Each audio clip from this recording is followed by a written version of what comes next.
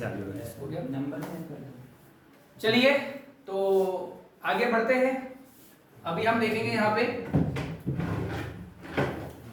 भारत की नदियां, हमारा टॉपिक चल रहा था, तो आगे बढ़ेंगे हम। तो यहाँ पे क्या है, हमारा राजस्थान है।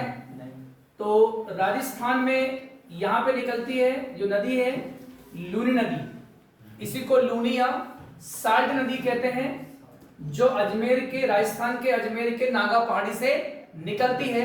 और चूंकि यहाँ पे पूरा रेतीला एरिया है और पश्चिम की ओर बह रही है, तो यहाँ पे इस नदी को बोलते हैं लुप्त नदी या विलुप्त नदी।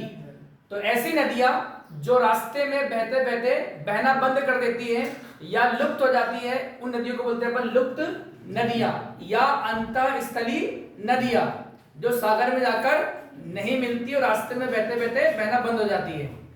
तो उसमें से क्वेश्चन आता है ये। दूसरा हमारे यहाँ पे है राजस्थान वाला एरिया है, यहाँ से साबरमती नदी, जो राजस्थान के उदयपुर के जयसमंद झील से निकलती है और गुजरात होते हुए वापस राजस्थान होते हुए अरब की खाड़ी में गिर जाती हैं।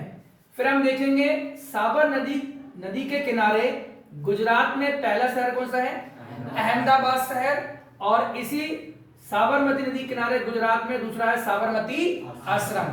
तो कहां पर है ये, गुजरात। तो दो क्वेश्चन तो यहीं से आते हैं कि साबरमती आश्रम कहां पर है, तो गुजरात, और किस नदी किनारे है, साबरमती। इसका संबंध किससे, गांधी जी से भी है ना। उसके बाद अहमदाबाद शहर कहां पर है, गुजरात, और किस नदी किनारे है, तो साबरमती नदी के किनारे। और साबरमती नदी के लिए हमने एक क्वेश्चन अभी पढ़ा है कि भारत की सबसे दूषित नदी कौन सी है, साबरमती नदी, राइट। चलिए ओके, उतारिए इसको।